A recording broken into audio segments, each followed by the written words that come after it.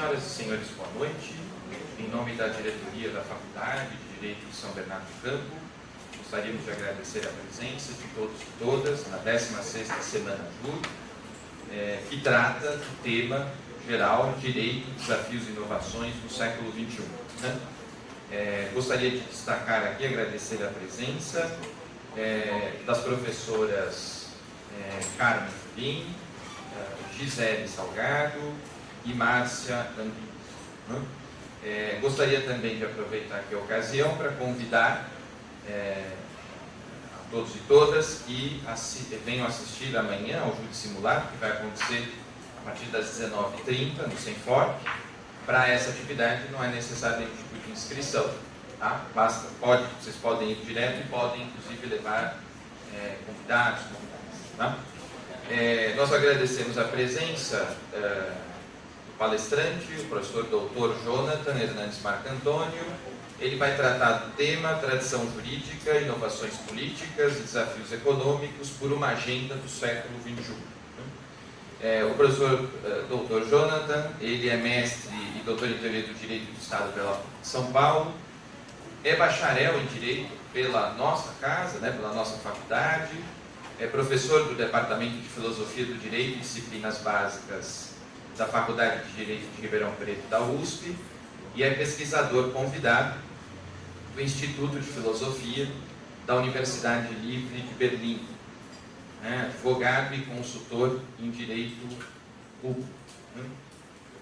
Também acho que me permito aqui acrescentar, o professor Jonathan foi nosso colega também, foi professor dessa casa durante 2 anos e acho que nós pudemos testemunhar aqui que, além de um grande pesquisador, é um excelente professor, sempre muito preocupado com os alunas, E, dito isso, eu então passo a palavra para que ele possa expor aí o seu turno. Muito bem. Boa noite a todos. É uma grande alegria poder falar aqui na Semana Jurídica da faculdade que eu me formei. Essa Semana Jurídica, pessoalmente, ela tem um significado muito forte para mim. No meu último ano de faculdade aqui, nós tivemos na Semana Jurídica a presença do professor Miguel Reale, o pai, o velhinho mesmo, Isso, mas ele morreu no ano seguinte. E ele acaba morrendo no ano seguinte, mas não foi aqui. E eu lembro que, à época, então, eu era quintonista e eu tinha aspirações acadêmicas, mas eu olhava aquilo, na verdade, como uma grande referência, um grande marco de carreira. Você falou, olha, o dia que eu for chamado para dar aula, eu provavelmente estou com a minha carreira, por dar uma palestra na Semana Jurídica, eu provavelmente estou com a minha carreira consagrada. Bom, é mentira, mas estou aqui e agradeço a presença de todos. Quero agradecer a todos os membros da mesa, são amigos muito diletos, Professor Marcelo, amigos pessoais, na verdade. Professor Marcelo, professora Gisele, professora Carmen e, além de amiga, minha mentora, que me acolheu como monitora aqui desde o 2º ano de idade, a professora Márcia Ardon, e começou aí a me empurrar para a área acadêmica. Sem ela eu não estaria aqui hoje jamais. E é importante então que nós façamos esse reconhecimento. Muito bem. Bom, sem mais delongas, falaremos então hoje sobre, na verdade, esqueçam a primeira parte da palestra. O grande problema é a agenda, o que nós podemos chamar de agenda do século XXI. Quando você vê um título como esse dentro da nossa Semana Jurídica, de Desafios e Inovações do século XXI, nós acreditamos que, na verdade, uma agenda possível para esse século XXI dentro do direito, que seria a nossa preocupação, ele é uma agenda que compõe novas formatações do direito, novas formas de se pensar o direito, novas formas de se articular o direito com a realidade que se coloca. Seja ela uma realidade política, seja ela uma realidade econômica, uma realidade social, mas enfim, se pretende, se espera que, na verdade, novas coisas apareçam no século XXI. Bom, eu estou aqui para desmentir isso. Na verdade, o século XXI ele será pautado, na verdade, toda a minha fala hoje é por conta disso, o século XXI, na verdade, será pautado na tentativa de correção de erros instrumentais que se desenvolveram dentro do arcabouço jurídico, né, teórico, político, econômico, especialmente a partir da segunda metade do século XX. Tá? Não só dali, mas eles foram consolidados a partir dali. Então a segunda metade do século XX, ela nos traz uma certa expectativa econômica, social, política e jurídica, né, que na verdade não acontece. Então, grande parte do que é produzido nessas 2 décadas do século XXI tem essa preocupação. Tanto na área jurídica, os teóricos aí de fora em especial, tanto na área econômica como na área política, a preocupação central é essa, que gira por trás das pesquisas por que o século XX deu errado? Não que tenha dado errado, não é nada apocalíptico desse ponto, mas por que o século XX não conseguiu entregar para nós aquele projeto instaurado a partir da segunda metade do século XX. Por que ele não conseguiu entregar? Então, na verdade, nós vamos aqui apresentar para vocês quais eram as grandes expectativas em torno do século XX, como isso tentou ser articulado, especialmente nas 3 searas que nos interessam hoje, aqui, que é a seara simplificando ao máximo as relações sociais em relações econômicas, políticas e jurídicas, e apresentar por que isso, além de por que deu errado, qual é a estrutura que estava por trás dessa construção, desse ideário, e por que ela não deu conta disso, certo? Então, a nossa construção é basicamente essa. Nós falaremos e delimitamos aí, vamos delimitar nesse processo, tá bom? Eu vou falar até o final, porque eu falo muito, então eu vou pedir que vocês vão então anotando os insights, eventualmente perguntas e tal, para ao final aí a gente abre, porque depois o Marcelo, o presidente da mesa, o professor Marcelo, ele vai então apresentar as regras aí de apresentação das perguntas, enfim. Bom, muito bem. Então nós temos aí voltamos para a primeira parte do título, né? Que é tradição jurídica, inovação política e desafio econômico. Bom, para nós parece um negócio assim, uma ponta ali, outra ponta aqui, outra ponta ali. Mas na verdade, eles 3, para nós, eles são sintetizados no que nós vamos chamar de Estado de Direito, ou Estado moderno, a partir do século XVII. Então, a partir do século XVII, o que eu tenho? Eu tenho um Estado, eu tenho uma construção político-jurídica que vai tentar dar conta de absolutamente tudo isso.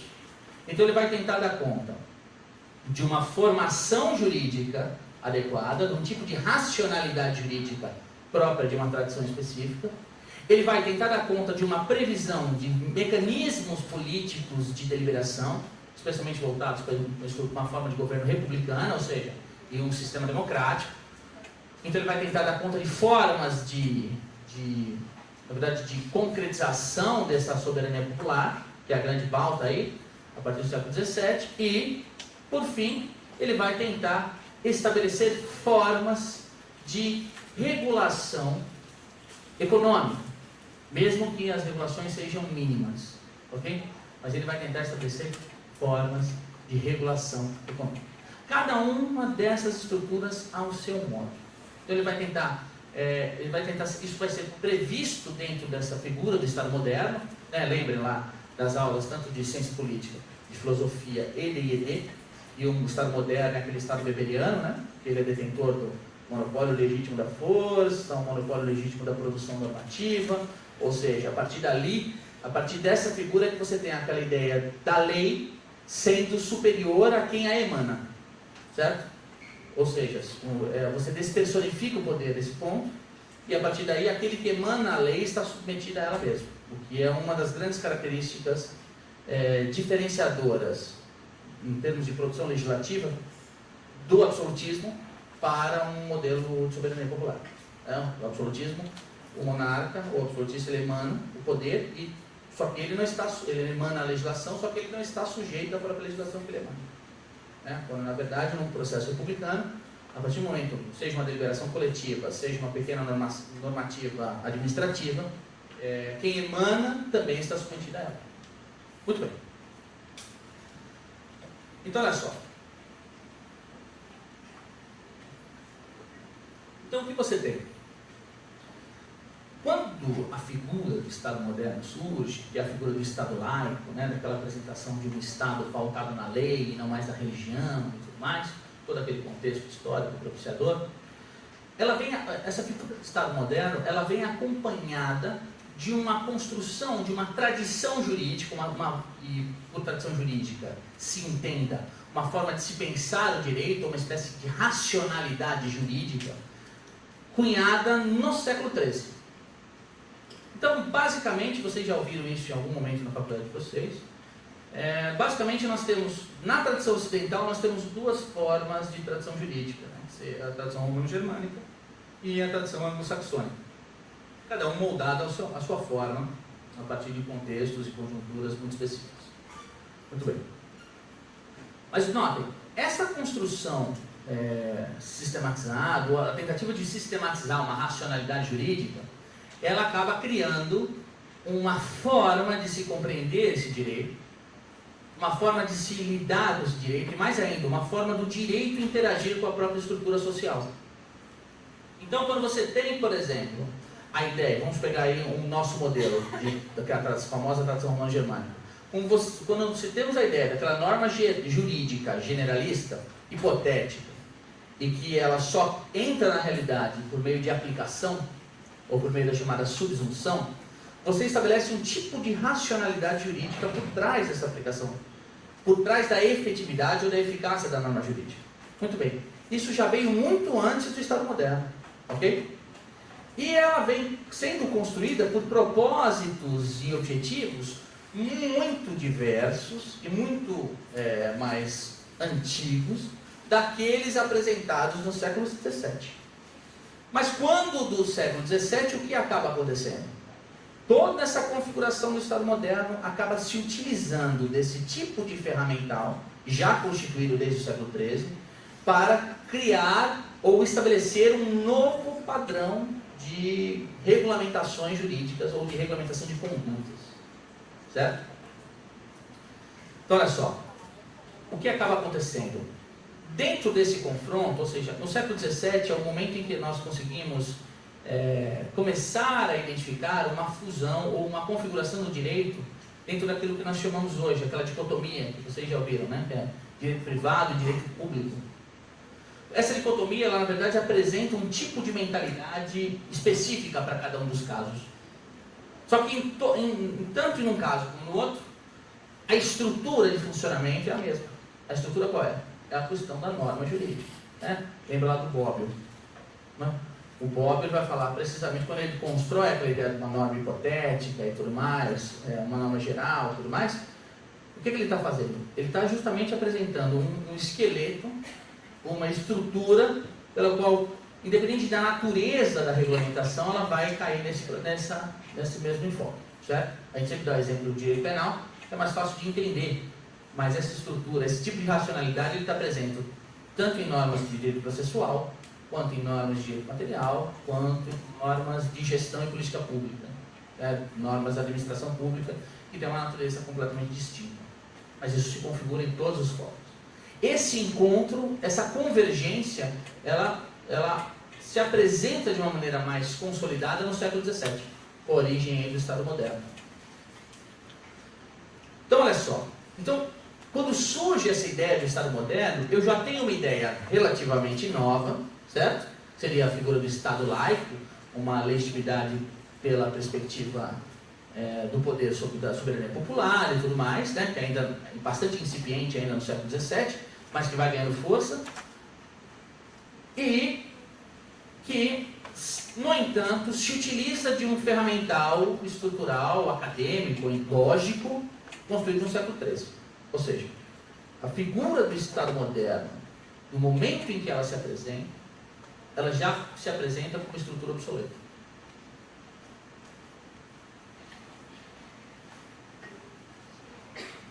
Então, olha só.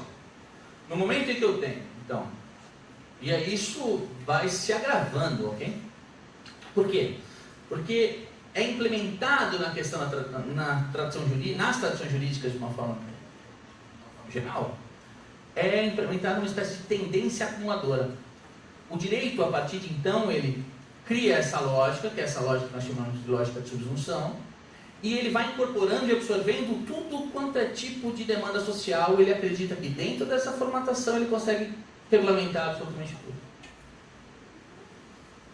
Isso fica mais forte no século XVIII, né? Quando você tem, por exemplo, o grande ideário constitucionalista, que é um ideário político, de construção de um processo deliberativo, mas que passa a ser regulamentado pela mesma estrutura lá do século XIII.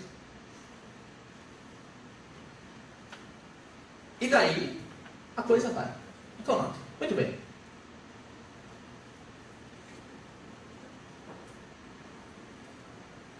No momento em que eu tenho essa construção, a construção de um Estado moderno, quando a gente fala assim, o Estado moderno do século XVIII, né, do século XVII, quando a gente fala do Estado moderno no século XVII, isso não quer dizer que ele tenha exatamente a mesma formatação. Ao contrário, né, ele muda muito. Vocês viram isso tanto em teoria geral do Estado como no próprio direito constitucional.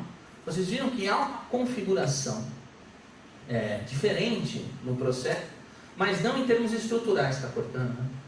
Não em termos estruturais, mas em termos de acumulação de direitos. Vamos trocar, vamos ver.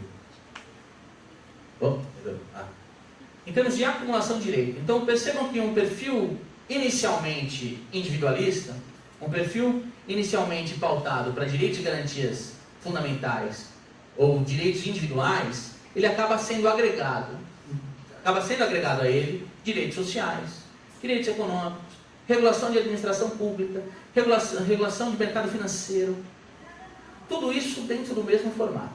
Bom, o resultado disso é alguns colapsos, né? Alguns colapsos que acompanham tanto a tradição jurídica como a estrutura social de uma forma geral. Bom, guerras são um bom exemplo de colapsos como esse. E aí entramos no século XX, então. O século XX ele começa tenso. E vai tenso aí até a segunda metade, até o fim da primeira metade. Bom, a partir do momento em que você tem a instauração de uma nova agenda, né? Então se cria, quando a gente fala de agenda do século XXI, na verdade a gente tem que lembrar da primeira agenda que nós tivemos dessa estrutura contemporânea, que é a agenda do século XX, é a agenda lá da Carta das Nações Unidas de 48. Essa é a grande agenda que se acreditava pautar toda uma construção jurídica e política e global, digamos assim, e que a partir dessa nova conjuntura, então, nós teríamos a possibilidade de uma consolidação dessa agenda. Então, na verdade, da década de 60, da década de 40, década de 40, 50, ela é festejada essa agenda, né? A década de 60, com o comunismo e tal, isso acaba ficando meio de segundo plano, né? mas sendo utilizado largamente como estrutura de legitimação para dominações, invasões e tudo mais. Então ela não é abandonada dentro de uma retórica jurídica ou de uma retórica política, ela não é abandonada de maneira nenhuma. Só que aí, a partir do momento em que você, já no fim do século XX, que você tem esse fim dessa tensão, você então se apresenta ou se consegue identificar dentro dessa lógica esses ideários de uma maneira um pouco mais consolidada, um pouco mais planejada. Planejada não é a palavra, na verdade. Um pouco mais permeada em todos os cenários da vida social ocidental, né? No primeiro momento. Então você tem o capitalismo precisa ser humanista, né? O Estado precisa ser humanista, o direito privado precisa ser humanista, então a política precisa ser humana, precisa ser digna e tudo mais. Então notem que essa leitura, essa agenda construída a partir dos direitos humanos, e mais do que isso, e a figura do Estado soberano é um problema. né, a figura, essa ideia de soberania estatal lá de 1648, ela é um problema para a consolidação dessa agenda. Então eu preciso de uma internacionalização do humanismo, né, vamos chamar assim, do humanismo. Não é uma proposta, os direitos humanos é só uma das terminologias que o Ocidente nos traz sobre a figura do humanismo.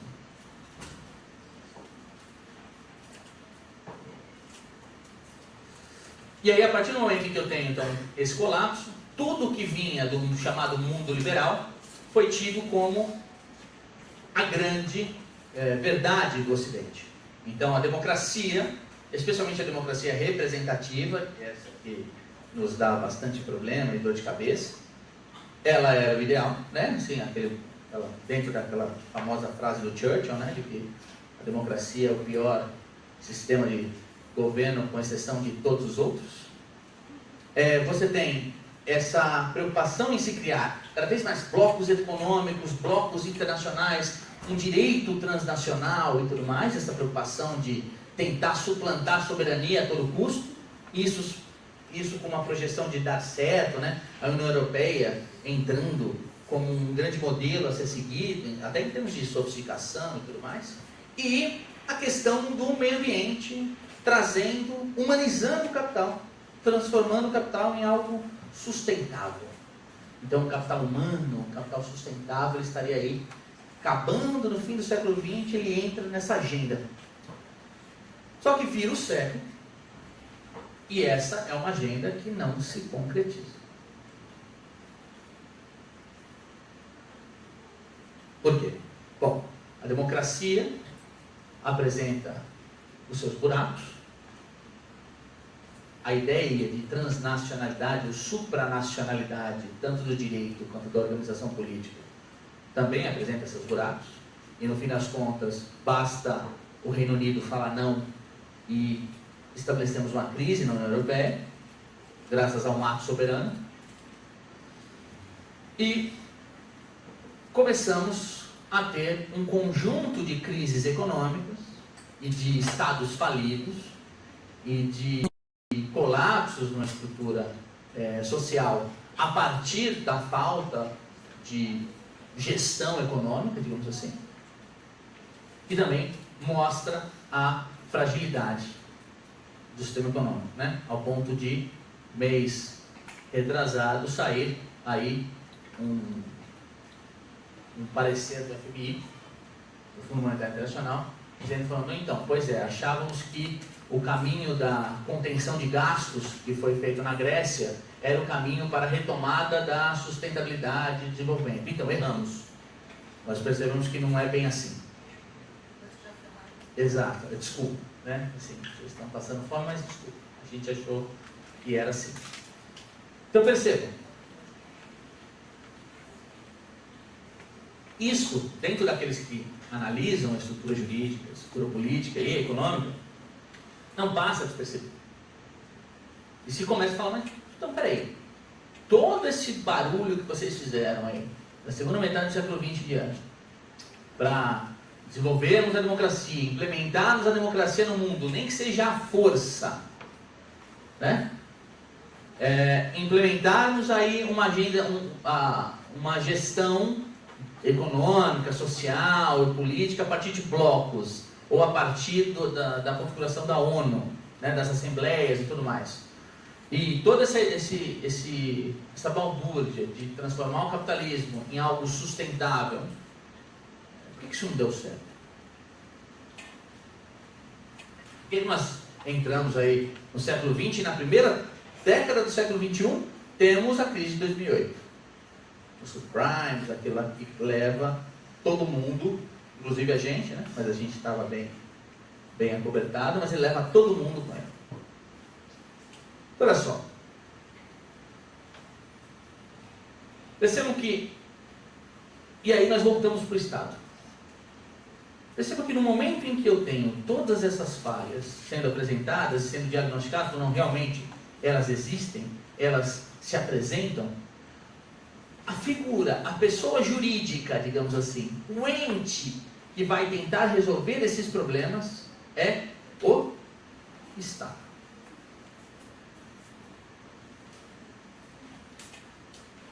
Claro que a única coisa que se apresenta a partir daí... Peraí, deixa eu abrir a garrafinha.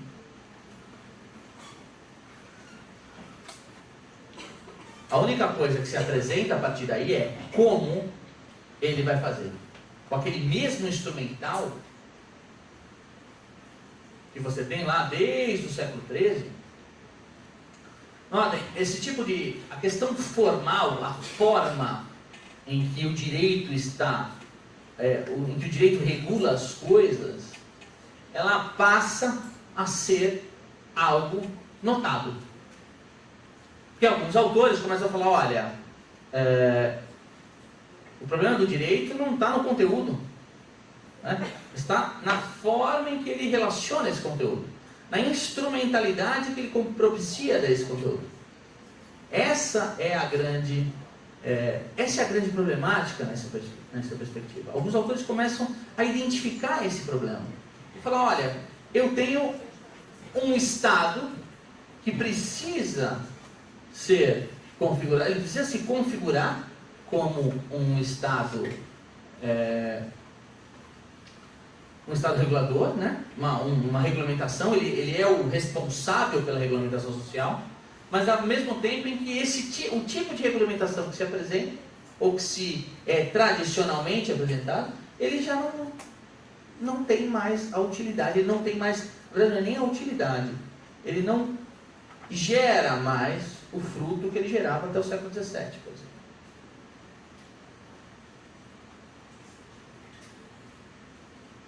Então, olha só.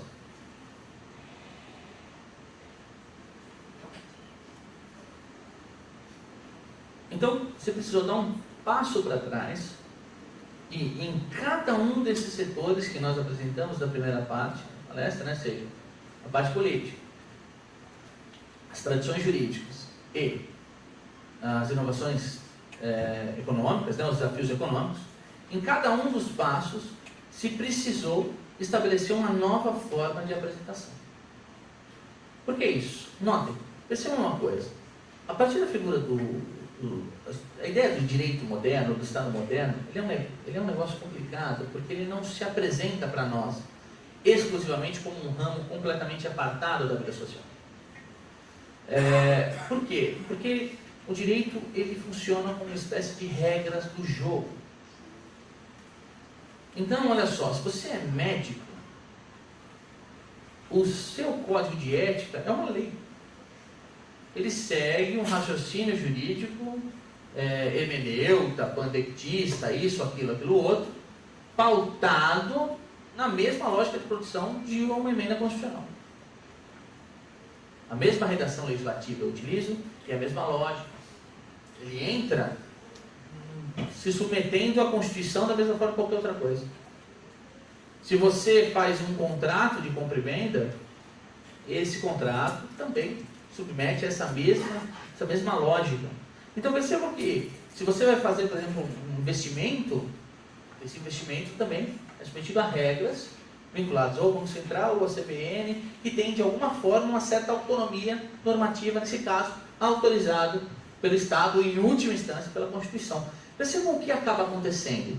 Todos esses elementos que nós temos agora, que é tanto a ideia do Estado, a ideia da política, a ideia da economia, eles acabam invariavelmente sendo regulamentados pela norma ou pelo direito. Então percebam que o direito nesse ponto, ele não é mais um ator dentro dessa configuração. Certo? Ele é o cara, né, ele é o grande agente, digamos assim, que instrumentaliza todos esses elementos. Então, nesse caso, o que acontece? O direito acaba sendo como uma espécie de orientação, regulamentação e de correção desses próprios elementos. A professora Márcia com certeza já falou isso para vocês, da figura do poder coercitivo do direito, a lógica coercitiva do direito. Se vocês não tiveram aula com a professora Márcia, vocês assistindo um capítulo ou um programa do Datena, vocês vão entender a mesma lógica. Porque é a figura do tem que punir. Cadê as autoridades? Né? Cadê a eficácia da norma, não é, professor José? Cadê a eficácia da norma nesse caso? Percebam que no momento em que eu atribuo ao direito uma lógica coercitiva e pauto as ações a partir daí, todos os desdobramentos que deles são regulados, ou a partir deles são regulados, vão tentar necessariamente obedecer a mesma lógica. Percebam? Então olha só, como é que esse tipo de correção vai atuar em cada um desses elementos? Bom, primeiro de tudo, como é que esse tipo de correção vai atuar nessa figura da tradição jurídica? Vamos pensar na tradição jurídica de uma forma geral. Como é que eu corrijo uma tradição jurídica? Como é que eu corrijo uma tradição? As tradições elas mudam e quando a gente percebe elas mudaram. É como envelhecer. Você não percebe que você está ficando velho. Você só vai perceber quando você já está mais velho do que a sua referência anterior. Só isso. Tradição jurídica é a mesma coisa. Agora eu tenho duas grandes tradições ocidentais. Common law, civil law. Vamos falar assim. Ou tradição romano-germânica, tradição anglo-saxônica. Como é que eu inovo? O Código de Processo Civil está aí, novo, para dar um exemplo para a gente. Como é que eu inovo? Eu junto as duas. E aí não vira nem uma coisa, nem outra. Certo? Então eu crio uma lógica de precedentes que não é a lógica de precedentes da Common Law, romanizo ela. Certo? E um pouco antes disso, eu crio uma lógica estatutária, da Statute Law, levo para a Common Law e ela também não vira a mesma coisa que ela é aqui. Então notem, uma das tentativas, e percebam, quando nós estamos falando que vamos corrigir, não é que a correção vai vir de fato, das tentativas de se corrigir nesse processo. Tá? E uma das tentativas de se corrigir esse problema da tradição jurídica é justamente esse, é tentar extrair o que há de melhor em cada uma das tradições apresentadas e criar um modelo que mescle, Aliás, isso já há muito tempo, isso já, pelo menos há algumas décadas, isso já tem acontecido. É muito difícil você achar um modelo puro, romanista puro, ou um modelo de common law puro, um purismo. Mesmo o modelo inglês, ele tem uma série de inovações estatutárias nesse processo. Mas a tentativa de se corrigir esse processo, de se corrigir essa questão da tradição, para que ela não ingesse essa dinâmica de direitos, para que ela não ingesse uma certa moralização da estrutura jurídica a partir das demandas populares, é precisamente essa. Um dos subterfúgios técnicos a partir daí. Bom, com relação à perspectiva política, há também uma tentativa, já que começa no fim do século XX, ali, a partir da década de 80 e vai até hoje, que é a tentativa de alterar a estrutura procedimental da democracia. Não se fala em acabar com a democracia ou em algo que venha suplantar o modelo democrático, mas tentar estabelecer uma nova forma de procedimentalização. Nunca se falou tanto no mundo quanto a tal da justiça procedimental, como se fala nos últimos, 30 anos. A ideia justamente é isso. Então, vamos tentar estabelecer novos procedimentos, tanto procedimentos democráticos deliberativos, quanto representativos. Novas formas de representação. O Brasil está ali? Está aí. Forma de representação. CARF. O CARF é uma nova forma de representação. O processo deliberativo popular, você trabalha com contribuintes, tem o conselho do Detran, que também trabalha nesse mesmo formato. Então, existe uma tentativa de reconfigurar essa procedimentalização. Num processo deliberativo, num processo representativo também. Por exemplo, agências reguladoras, certo?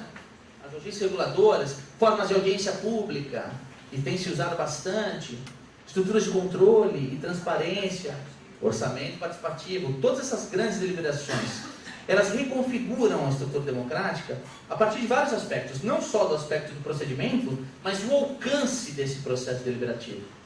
O orçamento participativo do município de São Bernardo do Campo vai ficar no município de São Bernardo do Campo.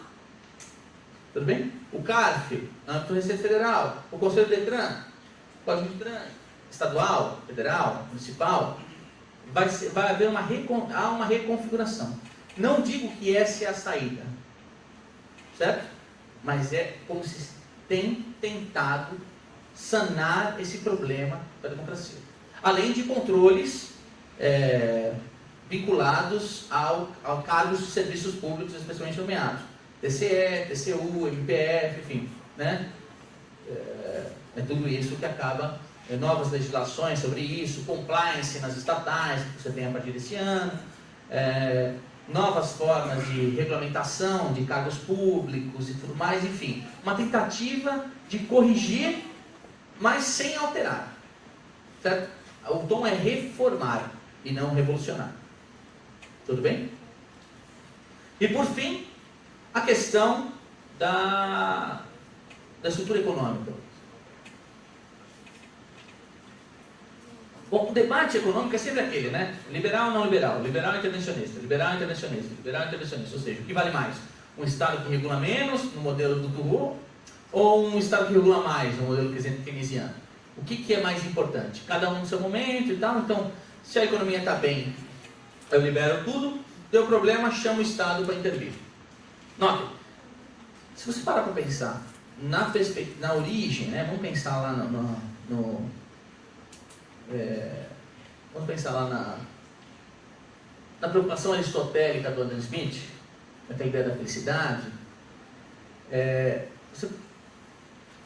Se você parar para pensar nesse processo, a partir do momento que você há vamos supor, ok? Vamos supor que esse de fato seria aí uma espécie de gênese principiológica do capitalismo.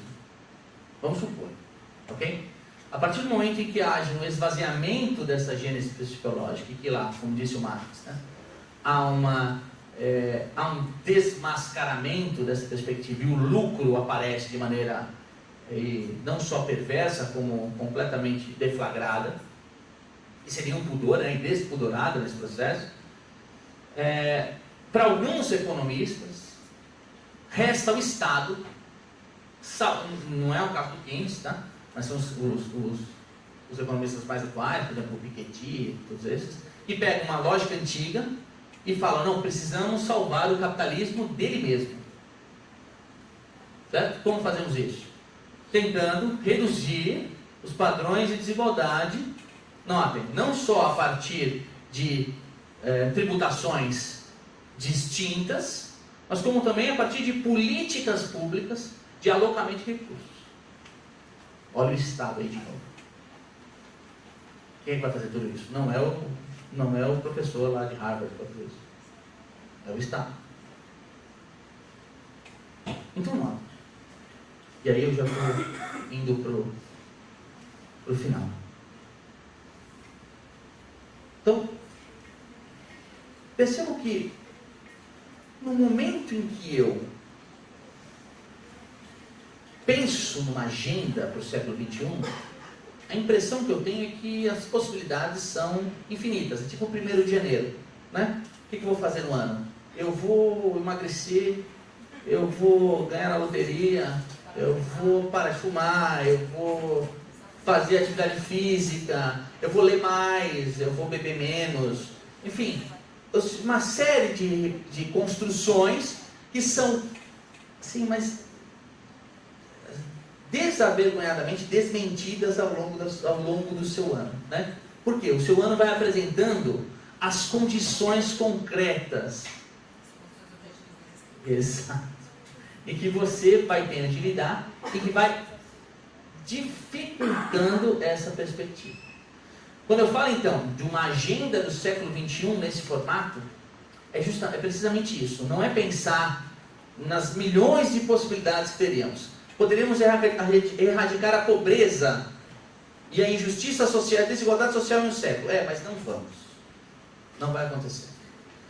Vamos acabar com o Estado soberano? Não. Para o século XXI, esqueça. O Estado soberano vai continuar aí. Ok? Vamos melhorar o problema de corrupção nos modelos democráticos? Não. Ok? Tudo bem? Então, quando nós apresentamos todas essas formas de se tentar corrigir aquele projeto, a instrumentalização do projeto estabelecido no século XX, seja, né, essa democracia uma estrutura procedimental, essa espécie de Estado da soberania internacional, da questão de direito internacional dentro do soberano do Estado, isso não vai acontecer no século XXI. Então, o que se vai, qual é a grande tônica? Claro que assim, pode acontecer um meteoro semana que vem e mudar tudo, né?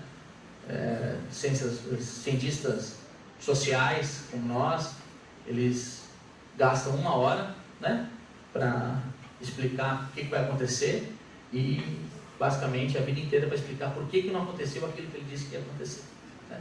Mais ou menos isso. Então, nesse processo, as possibilidades de uma enorme transformação não são apresentadas nesse século. O século XXI é um século de correções, de ajustes, mas ajustes que vão ser limitados e pautados pela realidade objetiva, pela realidade concreta e pelas condições materiais que se apresentarem no mundo daqui para frente, certo? Então, o papel do direito, o papel do jurista nesse caso, nunca foi um papel revolucionário, né? Nós não temos esse intuito, nós temos um papel de conservador, né? Mas o que se abre para nós no século XXI é um formato um pouco adiante dessa estrutura conservadora. Nos possibilita o desenvolvimento criativo de formas, de procedimentos que visem corrigir essa estrutura. Agora, para onde isso vai nos levar, isso eu não tenho a menor ideia. Muito obrigado.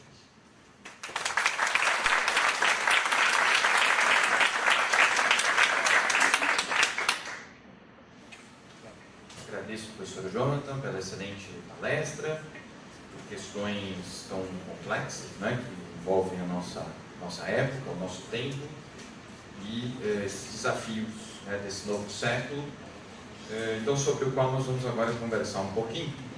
E vou começar com uma pergunta, vou passar a palavra à professora Gisele, para ela formular uma primeira questão, depois a professora Márcia também vai falar, e aí depois a Márcia vai falar primeiro, então, depois o público também, o auditório terá a oportunidade de se manifestar. Vocês podem, eu esqueci de dizer, né, vocês podem enviar algumas questões por escrito, ou eventualmente podem fazer perguntas daí mesmo, sempre com o microfone, tá? Só tem que aguardar o microfone chegar, por favor.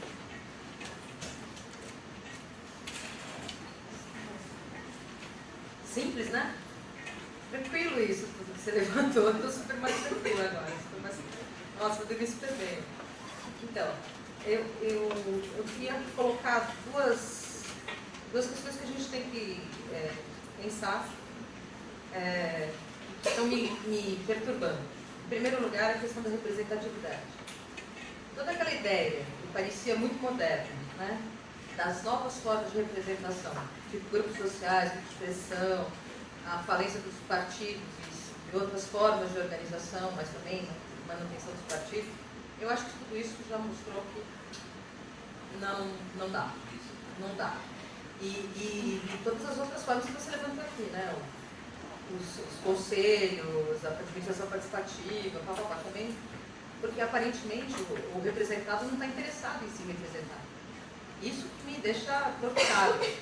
Quer dizer, não é por falta de instrumento, é falta de interesse do representado de se fazer representar. O que me lembra regimes totalitários, né? Porque as pessoas querem ser cuidadas e não ser representadas propriamente. Isso é uma coisa que eu queria levantar. E a outra é a seguinte, você já deu o diagnóstico aí do século XXI, não vai mudar, tarará. E aí, nós não temos nenhuma utopia? Eu tenho assim, inveja do século XVIII. Morrendo de inveja do século XVIII, porque tinha as utopias. Não apareceu nada de novo e não tem nada aí espontâneo. Você foi lá para a Alemanha, não tem nada de novo lá para contar para nós uma utopia. Porque, sem brincadeira, a racionalidade, né, essa racionalidade realmente não deu conta. Agora a gente tem que pensar uma outra saída, uma outra possibilidade. Eu queria saber se tem alguma novidade, uma utopia aí para a gente sonhar. Claro que isso depende, pode ser uma tese de devida ciência. Não tô achando que você vai resolver o problema agora. Obrigado. Eu vou, na verdade, apontar o que você tem, né? Pelo menos de literatura, claro que a literatura hoje, essa questão da provisão de conhecimentos, você tem muito mais autores e textos produzidos do que a gente é capaz de dar conta, né? Mas dentro daquela literatura em que eu me familiarizei, a partir especialmente dos contemporâneos, a grande preocupação está nessa. Está não em apresentar uma utopia, mas em diagnósticos, né? Tentar entender o que está de errado primeiro. Eu acho que é capaz de aí lá para o meio do século você ter já um diagnóstico bem estabelecido, com bastante elementos bem consolidados, aí surgir eventualmente uma quarta via desse processo. Mas eu não conheço nenhum viés assim, que dê conta de fato desse processo. Pode ficar. E a questão do problema de representatividade, eu acho que é um problema que ele ultrapassa, né, a questão do direito. Ele ultrapassa essa questão da procedimentalização. Né? Porque a representatividade ele é um limbo, né, assim, em termos de identificação científica. É muito difícil você tentar identificar todos os elementos que compõem uma atividade, tanto do representante quanto do representado. A gente vai sempre no básico, né? Que é aquela variável política, aquela variável ideológica, mas a gente sempre trata a questão política num viés extremamente racional, ou racionalizante, né? Quando na verdade os marqueteiros estão assim, esfregando na nossa cara que o viés racional é o último dos recursos numa estrutura política, né? A forma de andar, a forma de vestir, a forma de falar, a cor da camisa, o tipo de caminhão que ele vai passar dando tchau, o tipo de termo que ele vai usar para desenvolver um tipo de reação lógica em cadeia. Isso tudo pesquisa na área da psicologia. Então, a questão do marketing político, ele demonstra um tipo de veio dessa questão de representatividade, prévio à representatividade, mas que é fundamental para definir, né, essa relação entre representante e representado, que é muito difícil se identificar objetivamente ou cientificamente todos os elementos e como esses elementos atuam claramente dentro desse processo. E isso tem tudo a ver com a forma e a qualidade que essa representação é apresentada, né? Isso a gente percebe que não é só no Brasil, né, que alguém pode falar, isso é coisa de América Latina e tal, mas os debates do Trump e da Hillary, e aí, não só deles, né, mas do Reagan para cá, você consegue ver isso muito claramente, né? Parece que a gente não superou aquela questão super inicial na Revolução Francesa, se o político ia ter que ficar preso aos cahiers, né, a proposta, ou se ele ia agir com a maior racionalidade, no interesse do representado, mas com autonomia. Exato, né? exato. Mas até aí legal, mas a questão é que eu fico preocupada que o representado não está nem aí com essa história. Eu tenho a impressão que a crise de legitimação é muito mais na cabeça da gente do que provavelmente socialmente sentida. Né? Eu acho que a gente fica pensando, né? Será? O que a gente vai fazer para ter uma representatividade e tal? Quando você tem uma cidadania que está querendo agir. Então, exato, né? Mas é exatamente isso. É muito difícil você identificar dentro da questão da representatividade esses elementos outros que atuam, que não são só racional. Então a gente, de fato, reduz a ideia de representatividade a... Isso é tudo do Rousseau, né? Desculpa, Marcelo. Mas os franceses, para atacar o Marcelo, né? Mas por essa questão dessa exaltação desse processo deliberativo, como se fosse realmente um elemento primordial dessa estrutura, né? E quando a gente percebe aí dentro da questão, especialmente do marketing político, existem milhões de elementos que estão por trás. E que essa é uma pequena parcela só. E nem sequer é a parte determinante da coisa.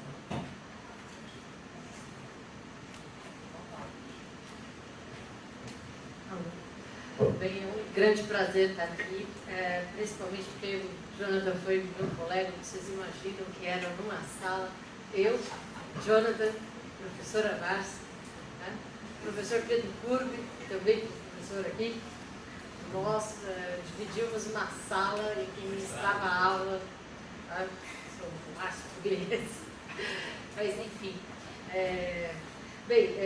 Mas voltando aqui. Assim, uma relação, né? Era tenso, né? Era tenso. Como é que é o nome daquele cara que faz as piadas? Ulisses. Aquele que só pensa na vida. Mas enfim, a grande vantagem de estar entre amigos é que a gente pode discordar dos amigos e não ter nenhum problema. Ou no máximo, depois a gente briga. O Jonathan falou, né, o tempo inteiro aqui, eu também vou tentar puxar outras coisas, de uma política muito ligada ao Estado. Tá? Geralmente em sala de aula eu não manifesto as minhas posições políticas, apesar do pessoal achar que manifesto. Mas não, mas agora vamos manifestar. Esse posicionamento de direita extremamente ligado ao Estado é um posicionamento que me incomoda, né? Eu, como anarquista, me incomoda muito. E o Jonathan começou aqui a colocar, né, essa falência, né, desse Estado, dessas agendas, principalmente porque as agendas de direito, elas são iniciadas num Estado liberal. À medida que vai rachando esse Estado, esse capitalismo, também vamos pensando, né, que essa representatividade aí é uma representatividade que pensa numa democracia que tem como pressupostos um capitalismo e um liberalismo também. Tá? Os padrões da Revolução Francesa, que a gente conhece. É isso que está tudo pautado no nosso tipo de direito. Tá? Esse tipo de direito que vocês aprendem em 5 anos na faculdade, eu também aprendi como algo neutro e absolutamente racionalizado. Né? Afinal, todos nós lemos Weber, né? Para entender como é que esse liberalismo é dado. E aqui eu gostaria de provocar o Jonathan, né? Será que essa agenda, né? esse final de século aí que a gente já está, né? Já vem para o final, né? Desse jeito que você falou, já está acabado. Né? Esse final aí não seria, talvez, a gente repensar essa questão da representatividade, né? Que a Márcia também colocou aí. Será que não estamos num esgotamento aí dessa representatividade? Parece que isso foi o que ocorreu nessas eleições últimas, né? Em que os votos brancos e nulos dispararam muito na frente de qualquer tipo de outro voto.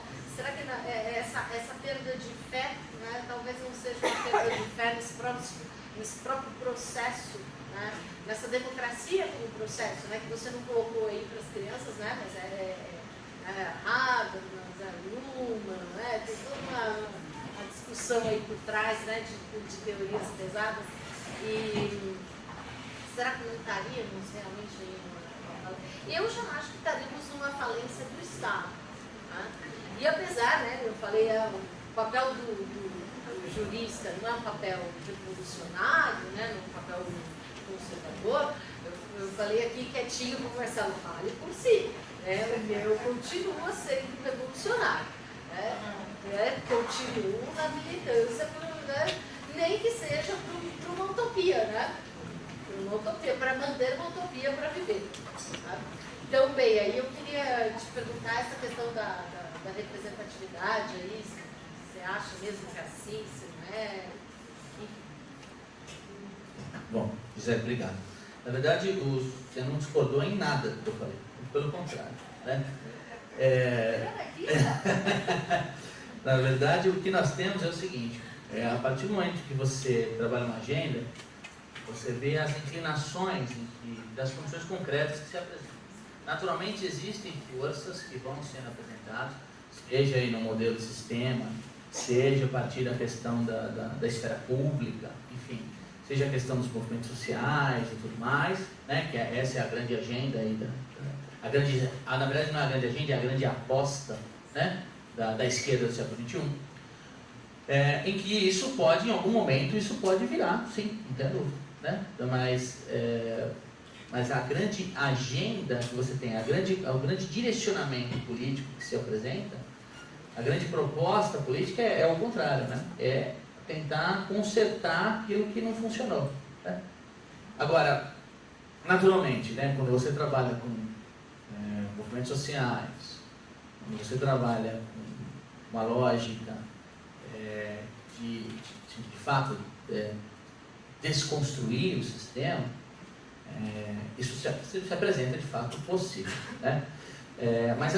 Mas mesmo a esquerda hoje, né, isso é uma leitura que eu faço, ela tem apresentado alguns problemas, especialmente a chamada esquerda repressora, que é aquela lógica em que você emprega mecanismos do Estado liberal para tentar fazer garantias, estabelecer garantias que são sociais, desse ponto de vista. Então, nesse ponto de vista, o que nós temos? Nós temos um perigo, e é tudo aqui em potência, né? Dado assim, não fiz uma pesquisa empírica nesse processo. Você tem a potência de essa ferramenta liberal se apropriada, ela se apropriar desse ideal e ser utilizada como instrumento, né? Exato, né? Então, existe...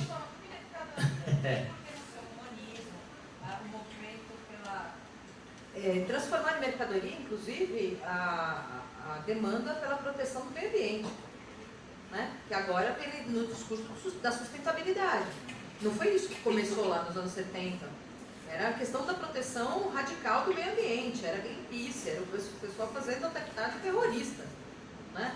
Aí agora virou o discurso da sustentabilidade, quer dizer, mais uma vez o capitalismo se aproxima da coisa e transforma em mercadoria, nenhuma novidade. Exato. Então, nesse ponto, então, o que nós temos? Nós temos na verdade, existe essa inclinação, que é o que se apresenta para nós aí, mas isso, a qualquer momento, dentro de uma conjuntura concreta que se apresenta e que a gente não tem como prever, né, isso pode ser transformado. E, de fato, a estrutura aí, uma possibilidade de uma emancipação a partir dessa movimentação, como a professora Gisele, isso é sempre possível, né? Se a gente está no lugar certo, na hora certa, né? Pegando aquela lógica, a base da leitura marxiana, né, de conjuntura, de você tendo as condições concretas, as condições materiais para que isso seja procedimentalizado, é possível, né? E aí rompendo, inclusive, a ideia de procedimentalização. Eu só acho muito difícil, dentro da mesma lógica, por mais que você tenha agrupamentos de movimentos distintos, da mesma lógica, essa lógica de apropriação normativa e tal, você conseguir fazer uma transformação nesse caso, porque o discurso acaba sendo incorporado nesse processo, tá? Então é só essa, mas é isso, né? Na verdade, essa representatividade, ela precisa ser repensada, né?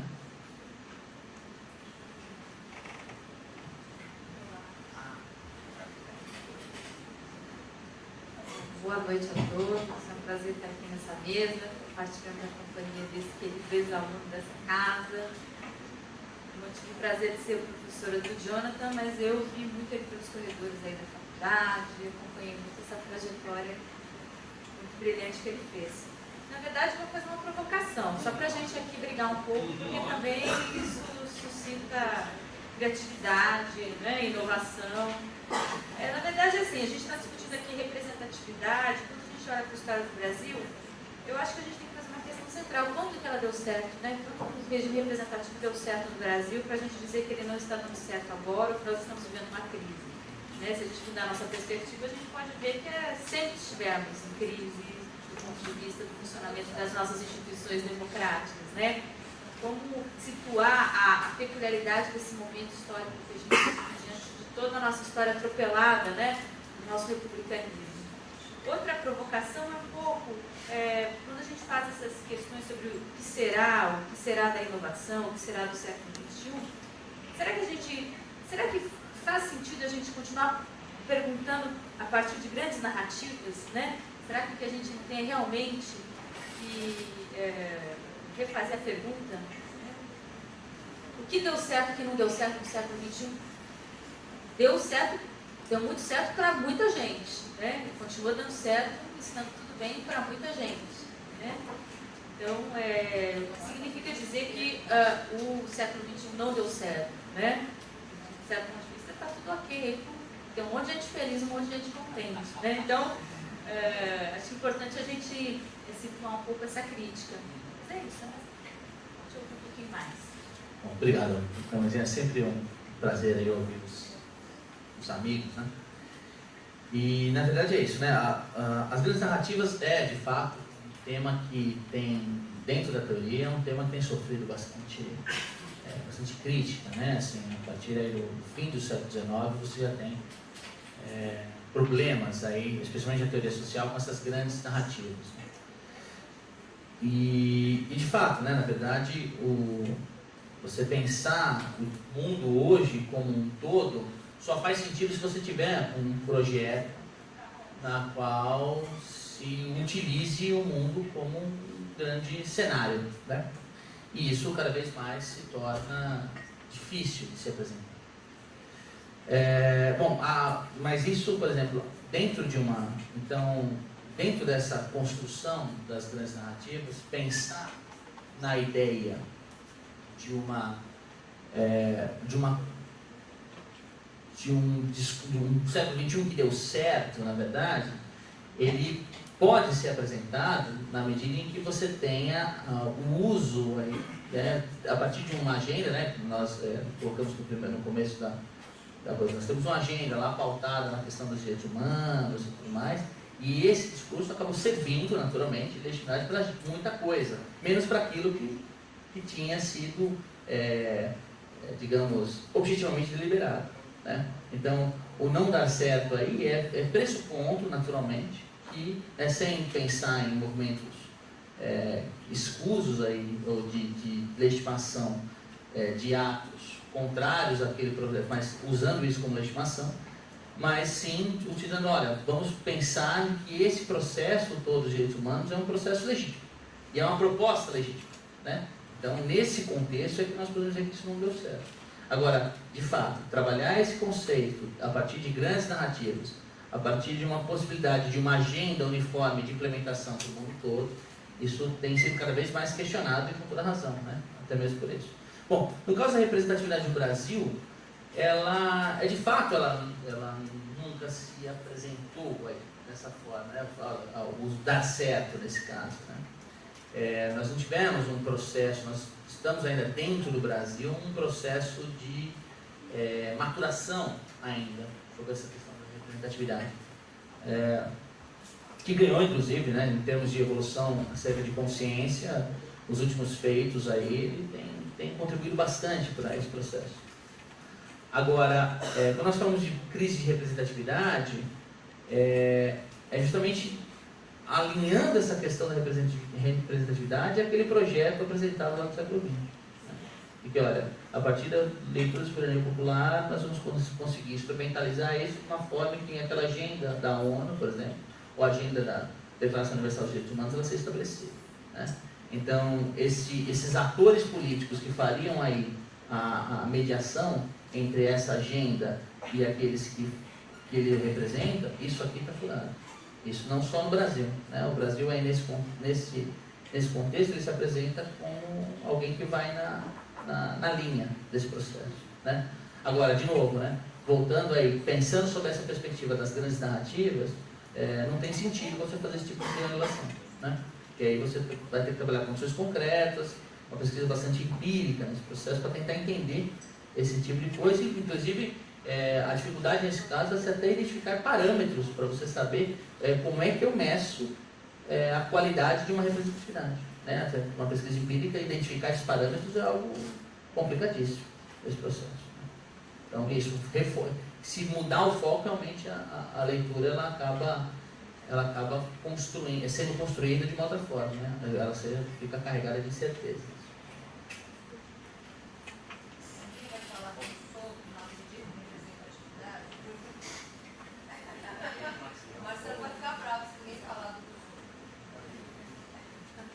Bom, eu vou formular aqui algumas questões, depois eu passo a palavra ao auditório, tá bem?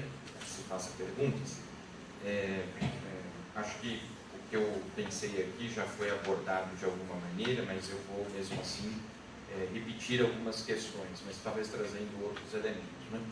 E vou me permitir aqui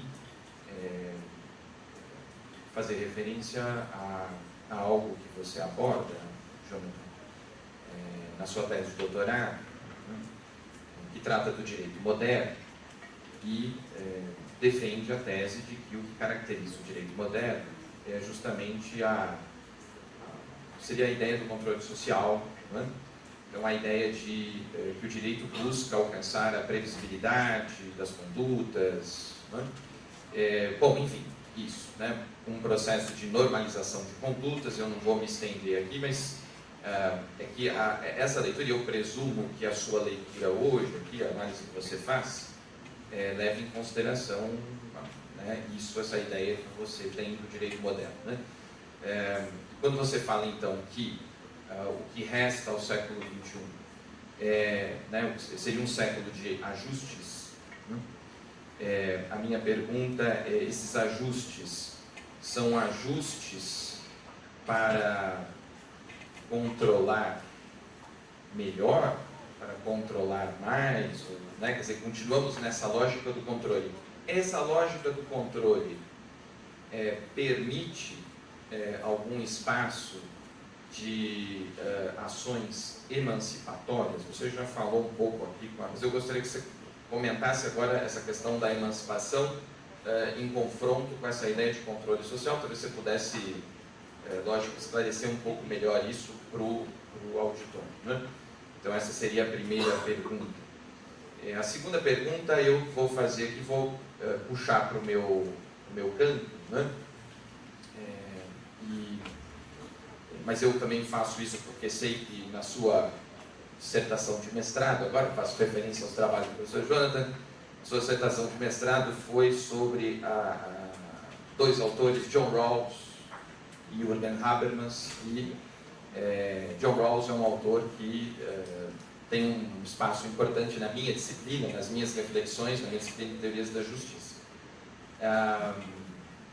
Nessa virada, né, século XX, século XXI, justamente aparecem as teorias da justiça como tentativas de responder a certos desafios e talvez isso que você falou, né, parte do fracasso do século XX já identificado ali na virada do século, né, problemas. Então isso começa com Rawls, mas isso se desenvolve num debate que, né, grosso modo, opõe de um lado liberais e de outro lado comunitaristas, né?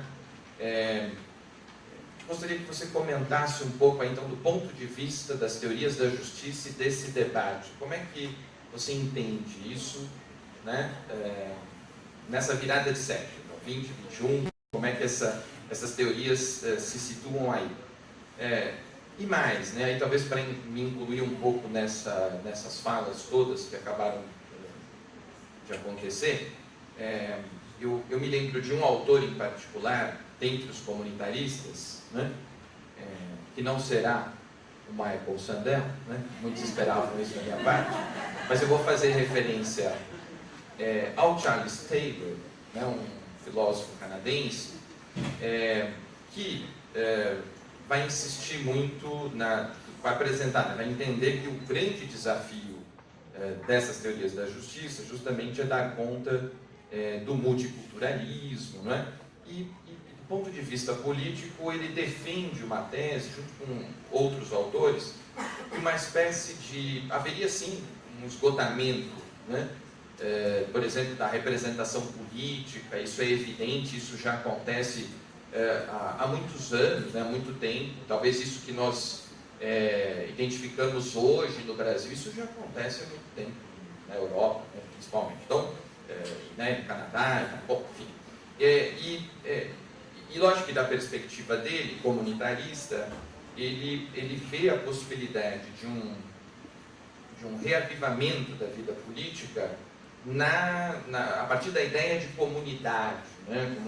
Comunidade política, e que um fortalecimento da política no âmbito da cidade, aí no sentido literal, ou seja, do município, das pequenas comunidades, seria um caminho de você, na verdade, reavivar essa vida política que se esgotou e se esvaziou com alguns grandes temas nacionais, que embora dominem muitas vezes a pauta do debate, elas acabam afastando as pessoas da participação política ao invés de vinculá-las a essa participação, né? Cito, por exemplo, isso é um diagnóstico dele, vários outros autores, mas cito acho que um caso aqui recente, não é? Aquilo que nós chamamos de as manifestações, não sei que nome, outro nome de 2013, não é? Elas se originaram de um tema local de mobilidade, né? Começou com os 20 centavos. Lógico que não era só aquilo, mas muitos temas que ganham relevância nacional hoje são temas locais, né? E aí talvez isso também seria isso se vincula, acho que, a questão ao comentário da professora Carmen.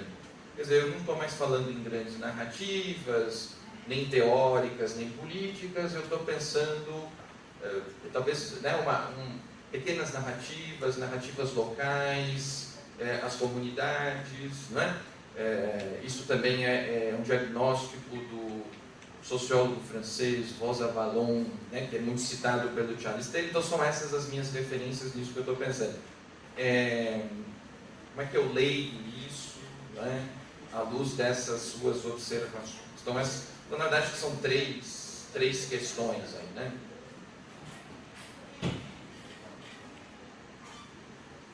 Eu vou tentar ser o mais breve possível, até para tentar costurar todas elas, porque elas estão todas muito interligadas, né? E elas também têm uma grande coesão que foi colocada, tanto pela Márcia quanto pela Gisele e também, né, como você já disse, pela Carmen. Então, olha só, começando aí pela essa figura do controle, né? Na verdade, esses ajustes são de fato nesse processo, né? A ideia do controle, o controle, na verdade, ele se diferencia um pouco da questão da dominação, né? Na leitura que eu faço essa estrutura, o controle ele deseja estabelecer ideais, modelos de previsibilidade e ordenação, ou seja, uma linha de um certo identificação de um encadeamento sucessório de fatos controlados, né, organizados, e que eu consigo de alguma forma prevê-los, certo? Então, dentro dessa manifestação, dessa questão dos ajustes apresentados, de fato o resultado final desse processo seria essa lógica controladora, ou seja, uma possibilidade de eu estabelecer instrumentos, procedimentos que tornem previsível e ordenado os elementos a partir daí, né? Então, de uma maneira bastante industrial esse processo, né? Bom, isso de fato seria um problema para os teóricos da justiça de uma forma geral, justamente porque identificado esse mesmo problema que eu identifiquei no trabalho, e eles identificaram isso muito antes que eu, eles trataram então de estabelecer ferramentas, estabelecer formas teóricas, né, de tentar resolver esse problema, de tentar contrapor esse problema, de tentar aí dar ao procedimento um caráter mais valorativo, mais orientado para uma questão libertária, né, ou de liberdade nesse processo. Então, as teorias da justiça nesse processo, elas assumem uma certa procedimentalização, mas visando esse equilíbrio, essa reflexão dentro de valores, né? O que dentro da estrutura de controle que eu apresentava é justamente o oposto, uma tentativa de esvaziamento, foi só um diagnóstico, né? E na verdade a teoria da justiça, elas tentam responder a esse diagnóstico já, né? E, bom, nesse ponto, eles já se apresentam com uma tentativa de emancipação nesse processo. Uma emancipação teórica, não é uma emancipação do modelo marxiano, mas é uma tentativa de se levantar questões, de se apresentar uma alternativa para aquilo que está sendo consolidado. e na qual toda a agenda do direito ocidental, de direita, né, liberal, como disse a professora Gisele, ela se pauta a partir daí. Né? Fala, ó, está errado porque nós não estamos conseguindo controlar. Tá? Então, a partir daí, fala, não, então nós podemos, dentro desse tom emancipatório, da justiça, ela tenta, então, levantar a partir desse momento, a partir dessa incerteza, levantar e apresentar procedimentos que sejam capazes de retomar essa questão. E aí, nesse processo, o Taylor, né, aparece juntamente com os franceses e com alguns alemães, alguns sociólogos alemães, como o Fernando Tunis, por exemplo, que estabelecem a questão da comunidade como, de fato, um viés, uma alternativa para aí, na verdade, um revigorar da política a partir dos locais, né? Isso reconfigura completamente a fala. E notem, como o professor Marcelo acabou levantando, a questão das grandes narrativas nacionais, o interesse nacional, a ideia de nação, que ignora, dentro daqueles pontos, questões pontuais, questões regionais, culturais, ele acaba, de fato, racionalizando todo o processo democrático, ou de deliberação, de representatividade, e isso acaba gerando uma crise em que você tem elementos. Então, embora você tenha instrumentais ainda que sejam regionais, sejam locais, isso talvez seja um viés possível, né? Porque você aproxima a política do cotidiano, você aproxima a prática política do cotidiano, ou seja, você não precisa ter grandes formações, ou uma grande intelectualidade, ou uma grande retórica para fazer parte da vida política daquele seu contexto. Isso pode, né, há uma possibilidade de esse ser um viés de reestruturação da política a partir daí, sem dúvida nenhuma. Né?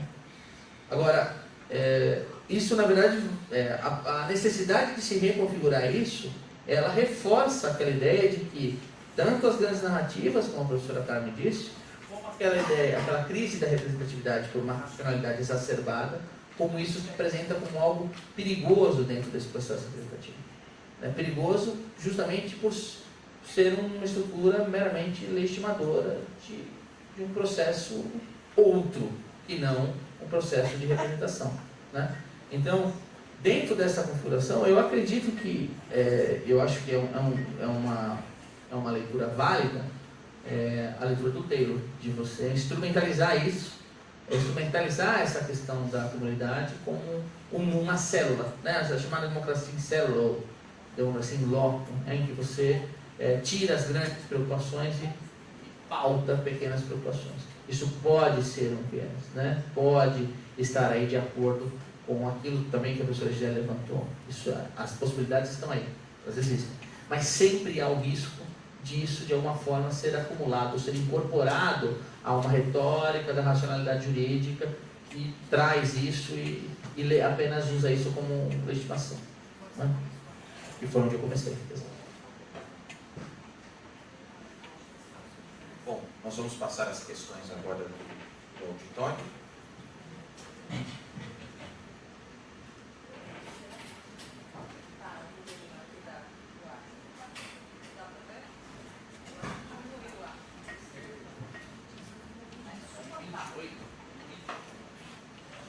Boa noite a todos. Boa noite, mesa. Boa noite, professor Jonathan.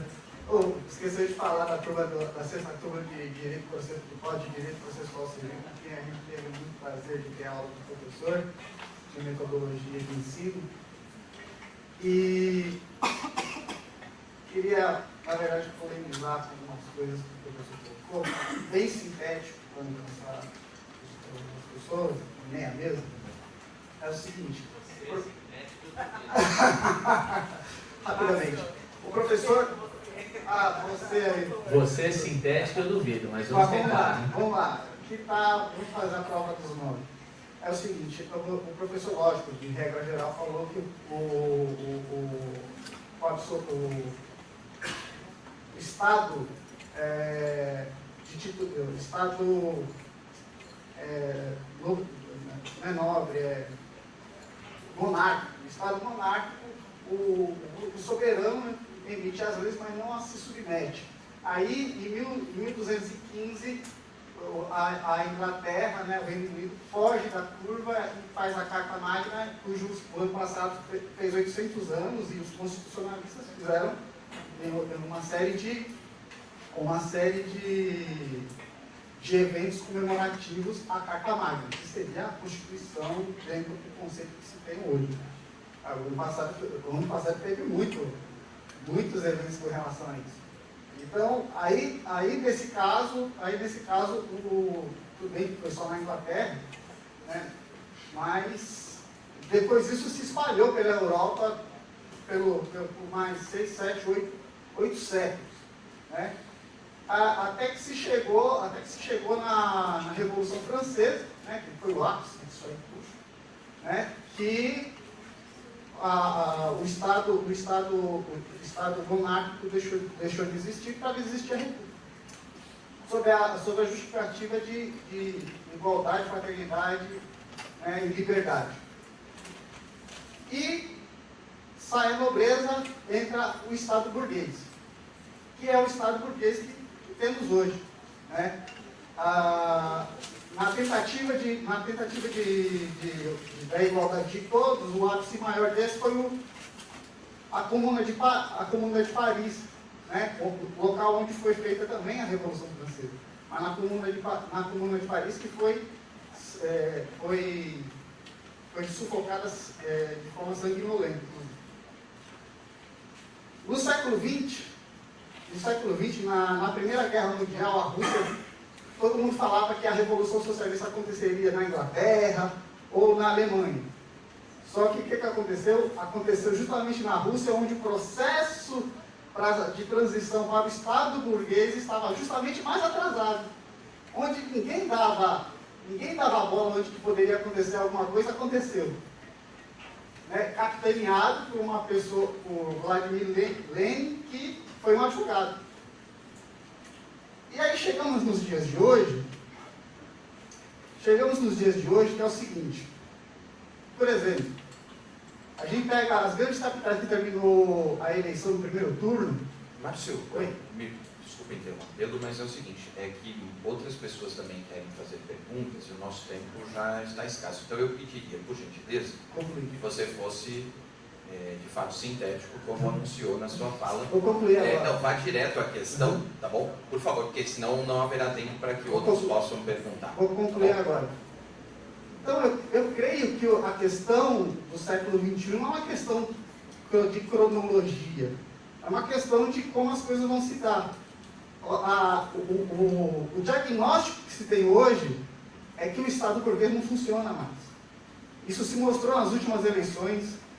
Em São Paulo, que terminou a eleição em primeiro turno, os que não querem ninguém, digamos assim, se juntar votos brancos, nulos e abstenções, foi maior do que o primeiro colocado. Né? Então, quer dizer, nós temos esse diagnóstico, que o Estado burguês não funciona mais. Né? Então, a partir daí, o que se faz? Hoje, o novo Código de Processo Civil fala-se muito em autocomposição. Né? E autocomposição era já feito há milhares de anos. Tudo bem que era outra sociedade, menos complexa, etc. E tal. Então, será que temos que nos ater à cronologia ou temos que partir de uma constatação que já está mais do que estampado na cara de todos e que esse tipo de Estado de democracia representativa não funciona mais? Como eu previ, né? Seu poder sintético, ele é um pouco prejudicado até na sua pergunta. Eu, de fato, não consegui entender o que você perguntou no fim das contas, né? Mas eu vou tentar fazer um esforço aqui para identificar. Bom, você, na verdade, chegou ao que nós falamos, né? Há uma crise de representatividade, mas isso não quer dizer que o Estado burguês, dentro da sua estrutura, ele esteja fadado ao fracasso, né? Ou esteja um problema. Nós temos uma crise de representatividade e o sistema de governo, o escrutínio aí previsto no sistema de sufrágio, não pode ser confundido com toda a estrutura do Estado moderno. Então, nós podemos até aí diagnosticar de alguma forma que há uma crise do Estado burguês, certo? Mas não por esse caminho. A crise da representatividade, ela pode ser encarada como um sintoma desse processo, certo? Mas eu não posso associar as duas coisas. E uma última correção: a Carta Magna não é a Constituição inglesa, né? Assim, de hipótese nenhuma. Ela, na verdade, ela submetia o rei ao Sacro Império Romano, né? Submetia ele ao poder da coroa e fazia uma série de outras divisões de terras para condes e duques ali, que depois vão gerar o problema da encroachment. Então, essa associação, ele é um marco por conta de uma carta, documento escrito, regulamentado, uma espécie de comprometimento contratual, mas não é uma Constituição.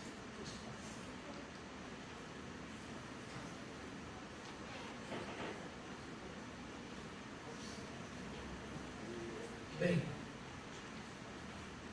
se falou aqui muita coisa, um espaço de tempo muito grande, entre 4 e 5 séculos aí, da formação do Estado, e entre 7 e 8 do próprio Estado. O senhor falou aí. Eu estava pensando aqui, enquanto o professor falava, pensando numa evolução, numa dialética espiralada, né? As coisas vão acontecendo e no fim de um ciclo, o Estado passa a evoluir.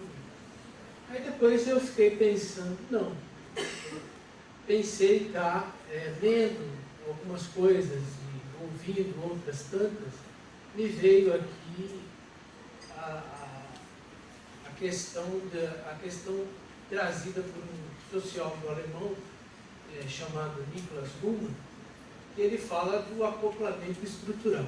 Pensando nisso, de microestruturas que em algum momento elas se acoplam, né? Pensando nisso, pergunto, existiu de fato Estado, né? Para que nós tenhamos chegado nessa situação, um Estado soberano, é a lei que diz a soberania do Estado, ou é o poder econômico, como foi colocado aqui? Porque, analisando alguns dados aí mais recentes, eu gosto muito de consultar o professor Ladislau Dalbor, talvez os senhores conhecem, o professor da casa, lá da PUC. Eu não sei se é da PUC do Rio, acho que é de São Paulo, que estava no campo. Ele traz algumas informações sobre dados econômicos. Foi tratado aqui também, né? De dívida, de PIB mundial. PIB mundial, 75 trilhões de dólares, dívida pública, 50 trilhões de dólares, dívida pública na mão de 5 grandes instituições bancárias. E que tem ditado taxas de juros, e taxas de não sei o quê, tem ditado a nossa Selic, tem ditado o que ele deve ganhar. Aí a pergunta é, existe soberania, existe Estado? Primeiro, existe Estado? Segundo, existe soberania se esse Estado existir diante desse poderio econômico inteiro que nós vemos aí? Penso isso porque quando nós falamos aqui, nós discutimos aqui representatividade, a nossa representatividade tosca é feita por bancadas. A bancada mais famosa é a BBB, Bala, Boi e Bíblia, né? Então, voltando à pergunta, existe Estado, de fato, pensando no acoplamento estrutural do mundo, né, de microsistemas se conversando em algum momento? Se existe Estado, existe soberania por meio legal, ou existe uma supralegalidade aí, direito, um supradireito, determinado por esse poderio econômico, que é detentor da dívida pública. Sem falar já foi falado da crise financeira de 2008, do subprime, ou da securitização, como preferem alguns, que esse dado de 75 trilhões de PIB, que seria em tese o PIB real, inexiste porque existe latente lá um PIB real de 10 vezes isso aí, 750 trilhões de dólares, irresgatável sob qualquer circunstância. Daí as nossas crises, eu digo que perene, só que ela vai espolcando nos cantos do mundo. Muito bem, obrigado. Na verdade, assim, pelo Luhmann, o que caracteriza um sistema é a sua estrutura e a funcionalidade dessa estrutura. Então, eu sou professor Gisele, sabe disso muito melhor que eu. Mas, então, a questão toda é assim. Para você identificar a figura de Estado a partir do Luhmann, você precisa identificar se o Estado ele detém uma estrutura e se essa estrutura detém uma funcionalidade. Se é ele que manda ou não, para o Luhmann isso é irrelevante, mesmo porque ninguém manda sozinho no Luhmann. O que se manda no Luhmann é justamente esse sistema de acoplamento estrutural e retroalimentação. É esse processo que constitui o tecido social de acordo com o Luhmann. O sistema social ele é composto não de microsistemas, de sistemas. Certo? Então, o sistema social é composto de sistemas que detêm uma estrutura e detêm uma funcionalidade. Essa leitura, o Estado é, sim, o Estado existe e ele é um sistema como todos os outros. Como o sistema econômico, como o próprio sistema frágil, como o sistema, enfim, como todos os outros sistemas, ele se acopla e ele desenvolve, a partir dos acoplamentos, a sua funcionalidade e se desenvolve a sua estrutura a partir daí. Certo? Então, a partir daí, ok. Então, caracterizar essa leitura do Luhmann a partir de uma leitura de dominação econômica é um pouco enviesado no meu ponto de vista, né? Porque aí você teria que trabalhar no âmbito teórico a partir de uma outra perspectiva, né? Em que você aí teria que reconstruir a fala nesse sentido. Em todo caso, a questão da representatividade nesse ponto, ela se apresenta sensível a qualquer uma dessas alternativas que você vai apresentar. Ela se apresenta sensível a todos os acoplamentos sistêmicos que se apresentam, e isso talvez leve ela de uma maneira para cima ou para baixo, sem ser dialética dentro da teoria do sistema, né? A teoria do sistema não é dialética, ou sim a partir de uma estrutura dialética vinculada a questões de dominação econômica, a construção ou a identificação de uma infraestrutura, a partir da dominação, que é uma leitura um pouco mais marxista. Aí a partir daí ela estaria sensível, a representatividade também estaria sensível, tanto a um processo ideológico quanto a um processo concreto de dominação econômica, né? Em todos os casos, você se apresenta, da mesma forma que nós apresentamos aqui, uma representatividade frágil e que, de alguma forma, ela se apresenta ainda hoje, só que necessitando ou de ajustes para manter-se frágil e a serviço de quem quer que seja, ou, de fato, como deseja a professora Gisele, ou, de fato, com uma estrutura um pouco mais emancipatória. De uma forma ou de outra, ela se trabalha dentro dessa questão de fragilidade. Ainda alguma questão? Tá bom. Então nós podemos encerrar. Eu agradeço ao professor Jonathan pela palestra, pela contribuição ao nosso evento. Também agradeço as professoras que compõem a mesa, né, a todos e todas que estiveram aqui assistindo ao nosso evento. E então, encerro, em nome da direção da faculdade, a palestra de hoje. Vamos aplaudir a participação.